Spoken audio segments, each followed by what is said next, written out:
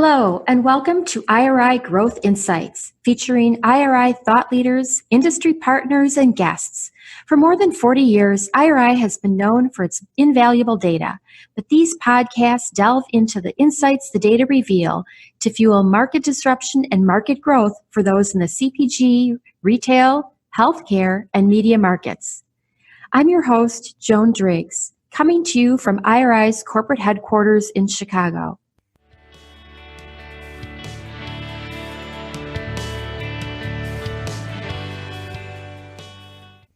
Hello, and welcome to another episode of IRI Growth Insights. I'm Joan Driggs. IRI recently published a paper on Gen Z, Understand Me, Don't Define Me, and it is generating a lot of buzz. I had the opportunity to speak with Jennifer Polino, IRI's Executive Vice President of Omnichannel Media, and Shelley Zalis, CEO of the Female Quotient, a collective working to advance equality and a valuable partner of IRI who contributed to our white paper. We talked about what Gen Z looks like as they're coming of age.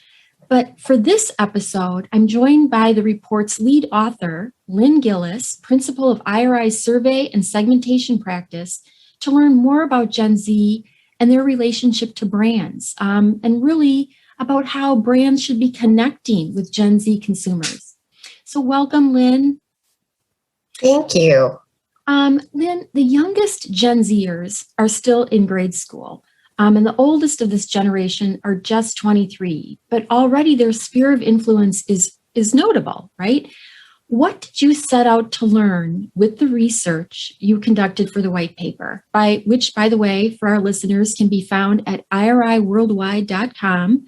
Just look for the report, Understand Me, Don't Define Me. So, Lynne, what were the goals? Yeah, so one of the biggest questions that both manufacturers and retailers have been asking us is, how do I create brand loyalty among this Gen Z generation, right?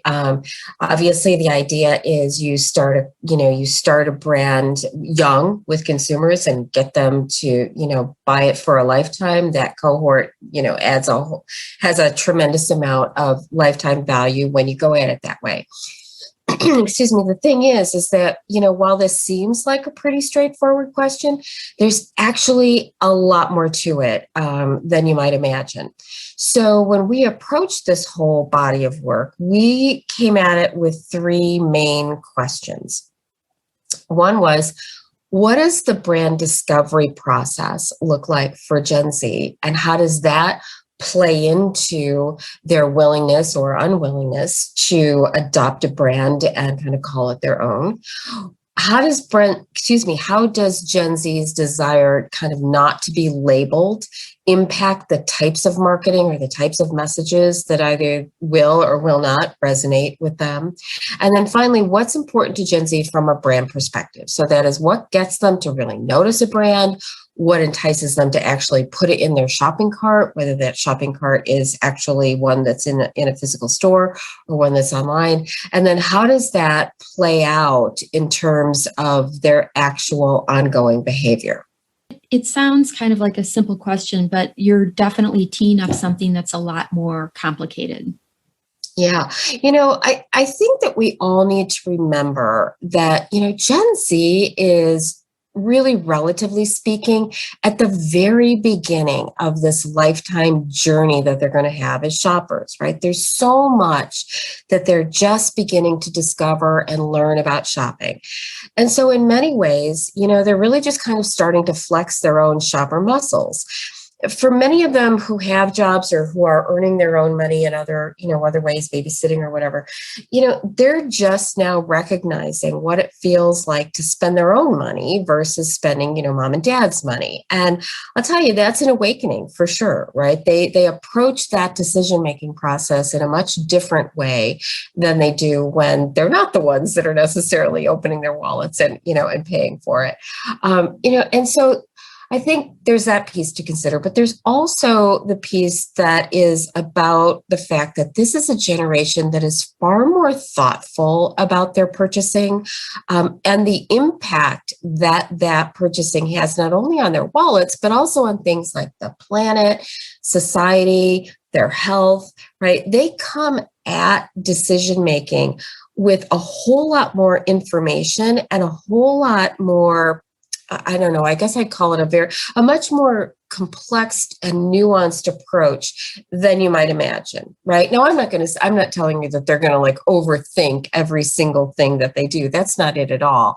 It's just that there are more things that ultimately go into all of the factors that influence them and that do get kind of weighed into the consideration process, no matter how kind of automatic that might be. One of the things that we said in the white paper, and I really do want to emphasize it here, is that it's really, really important not to gloss over the fact that the brand discovery process for Gen Z is super critical right now, right? It's tempting to kind of think about like, okay, how do we move straight to trying to determine how to create loyalty among this group, right? Like if we do X, then we're going to have a Gen Z generation who is far more loyal than not loyal. But I think that in many ways, one of the things that we might not be giving as much credibility to, but came up in the data, certainly came up a lot in the qualitative work that we were doing, but also in the quantitative work too, was that brand discovery process is a very important piece. So, it can be play for this generation, right? It can be lighthearted. It's a piece of the brand experience that can be super powerful in how the brand ultimately kind of connects and resonates with the generation. But here's the thing about Gen Z and brand loyalty is that, they are a generation that highly values the freedom to conform or not conform, right? So they kind of move through the world in a very different way than virtually every generation before them, right? Younger millennials are a little bit more like them, but for the most part, this is something that is pretty unique to Gen Z. So, they move through these different experiences and relationships and brand or product experiences in a really fluid way, right? They love to try different things. That experimental kind of attitude isn't something that is a precursor to not being loyal. It's simply where, kind of who they are, right? And you think about them, I mean, they've got so much more available to them, right? I mean, they are a generation that they are truly the first digital natives. And so when you think about just what's available to them to see online, even in a store, right? Like, just the sheer volume of choices for them sets up a world where that love of experimentation can really be fueled. So they don't feel particularly beholden in any particular way to kind of staying with the status quo unless it's really working for them. Now, certainly if things are working for them, they will continue to purchase them. But, this is a generation that's growing up in an environment where there's really constant and fast moving change. They're used to pivoting and adapting as they need and want to. So for them, right, you have to remember that the idea of brand loyalty is a little different than it might be, say, for your average baby boomer, right? For them, they want brands to commit to the evolution and constantly changing nature of their generation, right?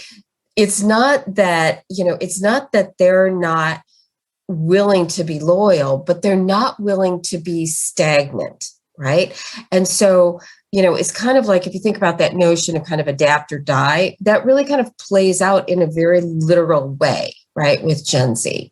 So you've kind of identified, what makes Gen Z more unique or unique among generations, and that is you've mentioned things like digital natives. You've mentioned that they have far more fluid approach, that they recognize that they're just starting their lives in so many ways. So they're just open to kind of going with the flow a little bit and expect others to do the same.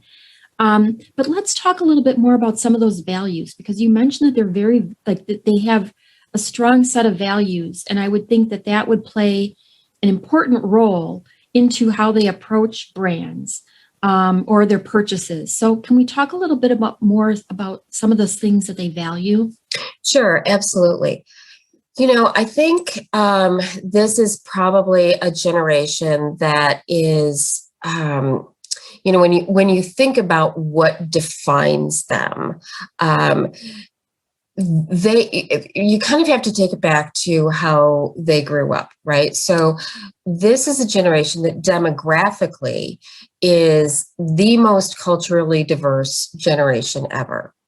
So there is a huge kind of just inherent um, uh, aspect to them where they're used to this level of diversity that simply wasn't necessarily as present in other generations, right? Somewhat for millennials, but it really takes place here. So if you think about like what the most disruptive forces are for this generation and what they value the most, it's all surrounded in that kind of cultural diversity and cultural intersectionality. It's not just about black or white. For them it's about and, not or, right? They don't want to be forced into binary choices. That's probably the best way to put it. So they're really super fluid, right? And they value that freedom, right? That is a huge value for them. And so when we talk about brand loyalty, right, one of the things that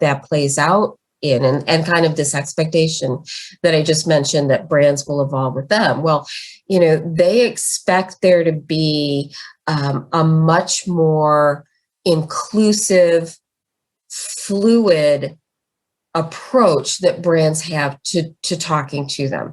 The other thing that's hugely important for this generation is a social conscience, which includes an environmental conscience, right? So they want to do business with brands and retailers who have those same values. And in the work that we've done over and over and over again, one of the things that we see for them is that they put right at the top of their lists of things that matter and are most important when deciding, kind of what to buy, or kind of, what characteristics are important when they're thinking about how they make their choices. That idea of caring about the environment and sustainability always rises to the top, right? By a really big margin. So those are the things I think that really make them stand out. So, and this is going to sound like a really contrary question from me, but I did read the report, so I know it's there. And that is, they don't want to be compartmentalized. They don't want to be, bucketed.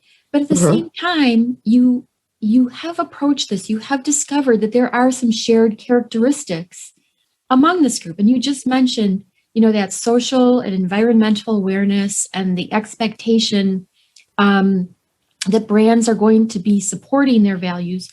What else do we know about them that would be especially important for brands and marketers to be aware of? So I think there's a couple of things. One is that this is a generation that has a huge bias to action, right? And remember, like, they grew up, or they are growing up, right? Because many of them are still very young, but they are growing up in a world where they kind of have instant everything, right? Like I remember we were sitting in one of the focus groups that we had done, and in part of the work that we've done with Gen Z, we've talked to parents of Gen Z as well as the Gen Zs themselves. And in one of the groups that we were doing with the parents, there was one mom that was kind of going on about like, gosh, it's so hard to be a mom of these kids right now because everything that they see, they can theoretically get instantly, right? Like it's instant access to streaming video. It's instant access to shopping. It's instant access to the news. It's instant access to everything. And the thing that as a parent, that they've been trying to impress on, and this was kind of echoed by parents across the board. It's one of the things that really was thematic, was trying to teach them the value of waiting, right? So there's this inherent tension, right, that these kids are experiencing, which is, they've grown up in kind of this instant access everything. They have a true bias to action, right? Like they want to change the world, right? And there's no reason why they think that they should not be able to do that and do it quickly, right? So things that don't happen quickly for them, can cause some frustration, right? So I think the idea of speed is huge for them, right? Speed in a meaningful way, right? So that's one thing, so for example, like if there were, some kind of I don't know, I'm like, let's take climate change for an example, and there were a brand that was really, touting that as a value, they're not going to wait around, right, for that brand to take action in a visible way, right? They're not very patient with like all talk and no action. They want to see the action. So that's one piece. I think the other thing for them, they're very action oriented. I think they're also a group that is hugely devoted to individuality and to authenticity, right? So they want to have that authenticity, I think, really is a key word. It is, right? It is. So, and by being authentic, right, it doesn't mean that brands have to be one thing and be one thing forever, or that there's only, kind of one way of doing things. In fact, it means just the opposite. You take, for example, some of the brands that we looked at within the white paper, in terms of kind of how did Gen Z react to them. So we've got, when you think about, for example, Bang energy drinks versus Native personal care products, those two probably couldn't be further apart on the spectrum in terms of kind of how they present themselves, right? Native's very, subdued, I would almost subdued say. and really natural and the whole idea of kind of minimal packaging and minimal impact on the planet and good for you and all of those kinds of things, go with that native persona, and that works well for them because it's very consistent, right, with who that brand is. Bang, on the other hand, is all bright and energetic and it's very authentic to who that brand is, right? So, or what that brand is, right? So they definitely want the authenticity to be there, but the thing is, they don't want to be pandered to, right? So, for example, one of the things that we talked a lot about with kids, both qualitatively and quantitatively, was the idea of gender. And how does that play out, right? Because it's been such a big topic. And, is it important that there be kind of just this very gender neutral approach to everything? Should you not take a gender stand on something? And the response that we got back from these from these folks that we were talking to was really interesting, because they're like, no, it's not about that, right? Like that gender right now for some brands is being used as a quote unquote marketing tool, right? And that's not what this generation wants. What this generation wants is, if you're going to take a gendered approach to a product, it needs to make sense, right? Like, one of the things that came up in some of the work that we were doing was this idea that, why is there a difference between disposable razors for men versus women, right? I don't know, like why is one packaged in very pink and yellow and more kind of traditionally feminine kind of colors, and the other stuff, packaged in dark grays and navies and things that, might feel more masculine, right? Why is there a difference between the products themselves, right? I mean, we had many of the women respondents that we spoke with were saying they go to the men's departments on things like, razors or deodorants because those products work better, right? So they don't understand why things, and so that kind of comes up as like a big question for them, right? So if there is an authentic portrayal of a brand that makes sense and is gendered, that's great. But what they don't see the need for is to have kind of this false sense of, it needs to be pink or it needs to be blue. Like that doesn't make any sense to them. And that just inherently is kind of dissonant.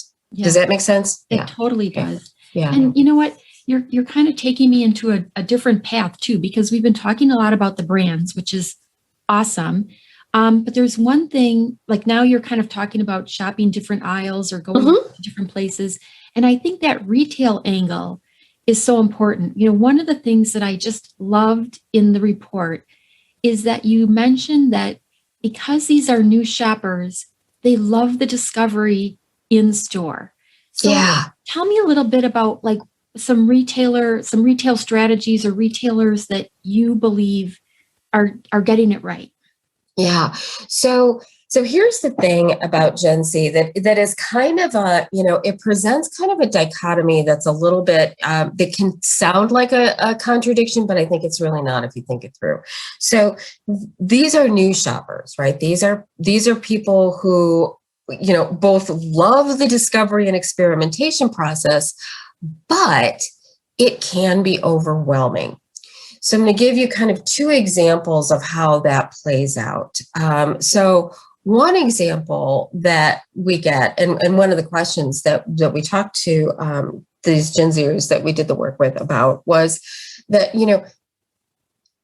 I think it's widely thought of that Gen Z would gravitate to online shopping because it's the thing that is so, because they're so digitally savvy and comfortable, is the thing that would make the most sense for them. But actually that's not true, because when you think about the shopping process and the love of discovery, that happens more easily in a physical environment. They can take a product off the shelves, they can touch it, they can turn it around, they can look at the packaging, they can look at the ingredients, they can look at all of the different things that make up that product, and figure out, right, is it the one for me or not? In an online environment, when they're shopping, whether it's, the Kroger website or Target.com or Walmart.com, wherever, right? They're having to scroll, and you don't end up with the same visual experience that you do in store. And remember, this is a generation that is hugely visually focused, right? They communicate with each other, right, in very visual ways, right? They communicate with emojis and they communicate with pictures, and that's why short form video is so popular, right, with this group. So in store, the discovery process is easier for them because they can see more at once, right? But it can also be overwhelming when there is a ton of stuff that either isn't well organized, or it's messy, or things don't make sense in terms of just how they're overall, merchandised. So there is a process of simplification from a retail perspective that I think works well. Let me take another step of this. The process of simplifying will help retailers better connect with Gen Z. And one of the retailers that gets touted as one of Gen Z's favorites over and over and over again is Trader Joe's. And one of the reasons for that is because Trader Joe's makes it inherently more simple to shop the store. Now, granted, everything in Trader Joe's is, their own brand, right? It's all store brand merchandise. But take that piece kind of and put it to the side for a moment.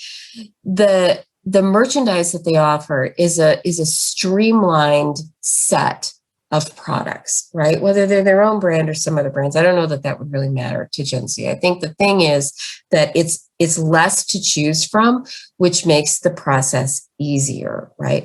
The signage that's in that store is very simple to understand, and the way that they, use the signage, right? It all looks like it's handwritten, for example. That makes the whole process feel a little bit more approachable. Right now, it's all very on brand with who Trader Joe's is and the kind of thing that they want to communicate. Again, kind of playing into that authenticity role. But the simplification of the number of products that are offered, and the simplification of kind of how to find the products, like good signage. Signage is easy to read. That all helps them a lot in store. So it makes the discovery process more fun because they're not kind of overwhelmed or kind of fighting to find what it is they're looking for. So you mentioned this a little bit in that they are the digital natives. They love short form video. So how does that play into, how does the popularity of short form video like TikTok or Instagram, I mean, how does that play into Gen Z's relationships with brands? Yeah, that was a really interesting piece. And one of the surprising things, and it was surprising to the Gen Zers that we talked to as well, was kind of the emergence of TikTok as a place for brand discovery. Because when you think about these social media short form video platforms, Snapchat or TikTok or the Instagram stories or any of that kind of stuff, right?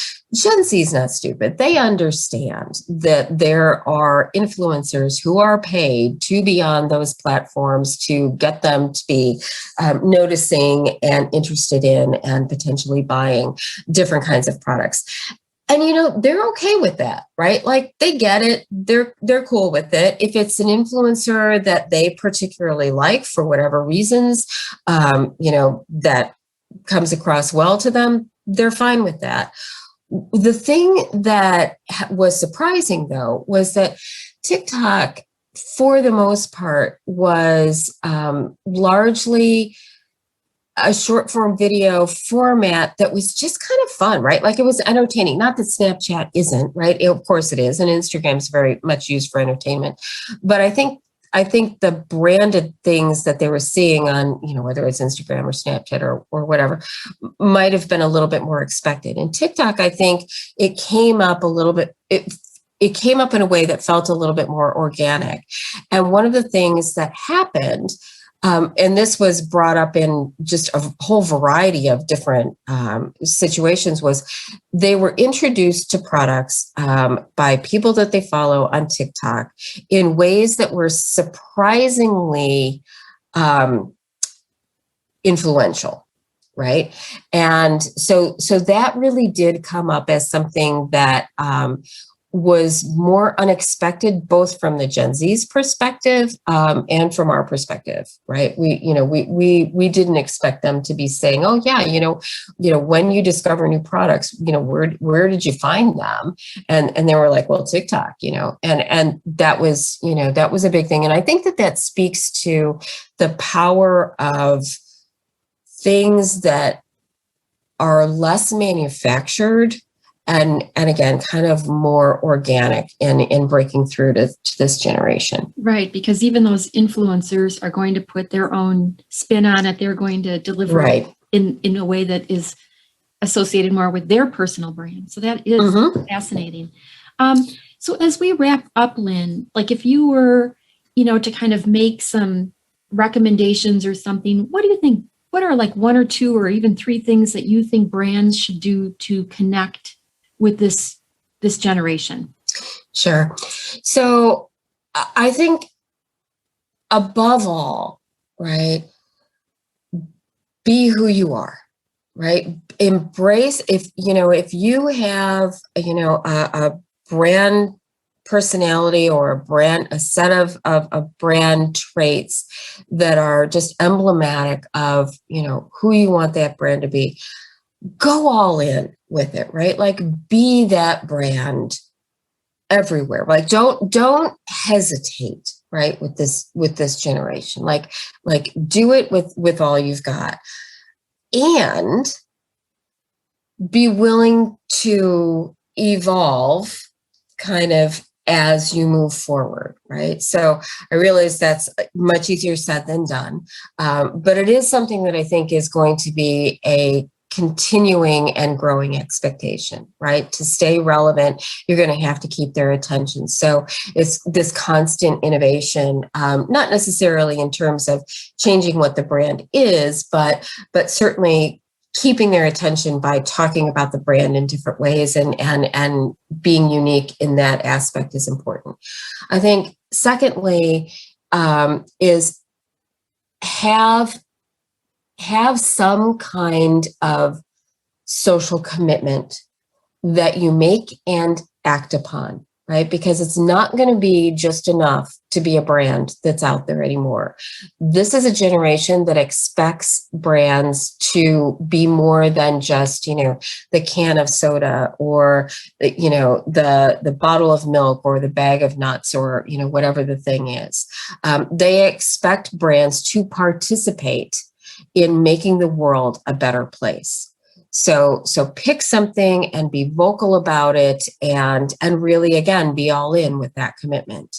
And then I think the last thing is, don't forget to have fun, right? And don't forget that this is a generation that is just learning. So again, I'm going to go full circle back to where we started, which is, don't shortchange that discovery process, whether you're a brand or whether you're a retailer.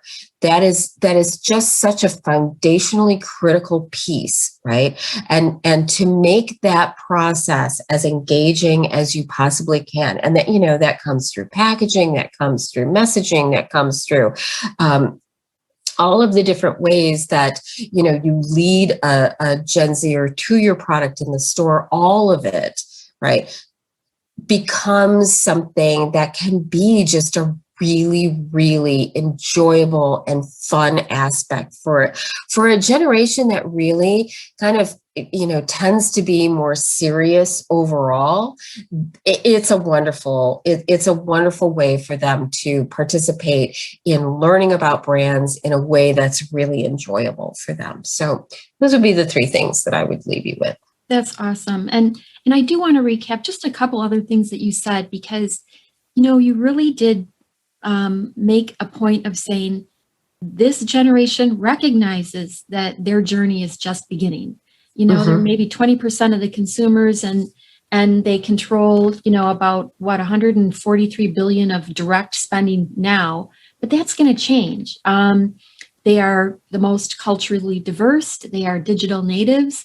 And they are not an either or generation. They are a yes and generation. So, hey, marketers, be true to your brand.